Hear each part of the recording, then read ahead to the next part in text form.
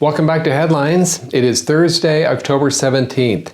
I'm Wes Austin, and these are today's top stories. Kamala Harris was interviewed last night by Bret Baier of Fox News. Transition well, surgeries you know what, you got to take responsible for what happened in your administration. Yeah, no. Now that's a little refreshing, right? I mean, it looks like Kamala is going to take some accountability here for the Biden-Harris administration. Well, first of all, turning the page from the last decade in which we've been burdened with the kind of rhetoric coming from Donald Trump that has been designed. Donald Trump?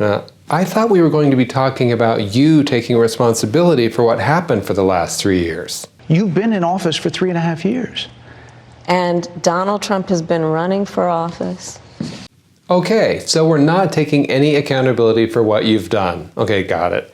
Well, at least tell us about your policies going forward. And in fact, if you listen to Donald Trump, if you watch any of his rallies... Are you capable of talking about anything besides Donald Trump?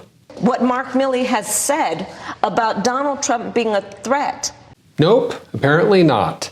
I think the American people have a concern about Donald Trump, which is why the people who know... Focus. You're Kamala Harris. What are you going to do to fix things? To flow into Iran, like billions Let's go back to Donald Trump. Hold on. Let's get back to Donald Trump? Are you kidding me? You never left Trump.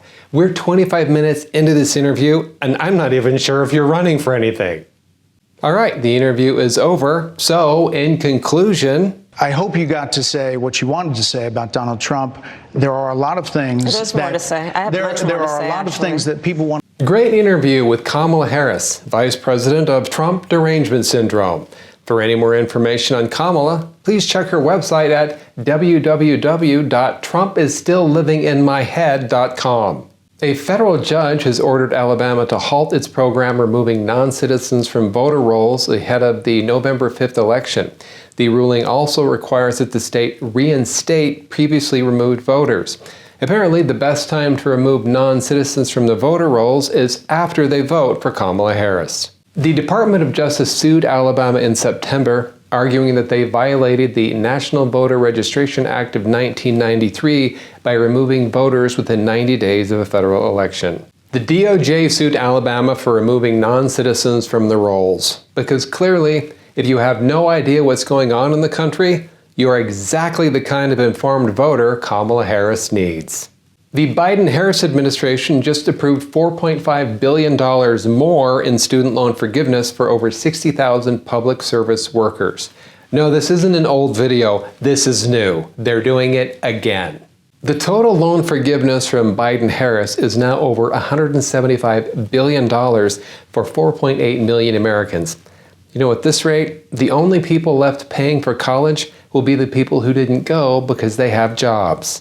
2 weeks ago, a U.S. district judge in Missouri issued a preliminary injunction blocking Biden from mass canceling student loans as part of these SAVE plans, and previously, the Supreme Court struck down their effort to cancel over $430 billion in student loan debt in a 6-3 decision. But the Biden-Harris administration has continued transferring student loans to American taxpayers despite these court cases. It's like watching a toddler keep trying to stick a fork in the electrical socket, except he's not the one who's going to be electrocuted. We are. Biden and Harris are wiping out another $4.5 billion in student loans.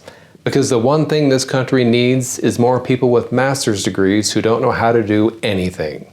Jerry Seinfeld says that he now regrets blaming the extreme left for killing comedy. Either that, or he just regrets not getting invited to Hollywood dinner parties anymore. In April, Seinfeld criticized political correctness and the influence of the extreme left for suppressing comedy on television. However, in a recent appearance on Tom Papa's Breaking Bread podcast, Seinfeld walked back these comments. The other thing, I did an interview with The New Yorker, and I said that the extreme left has suppressed the art of comedy. That's not true. It's not true. No? No. So I don't think as I said, the extreme left has done anything to inhibit the art of comedy. Right. I'm taking that back now officially. Got They it. have not. Right. Jerry didn't change his mind. He just realized that he lives in New York. Thanks for watching Headlines. I'm Wes Austin. Good night. subscribe.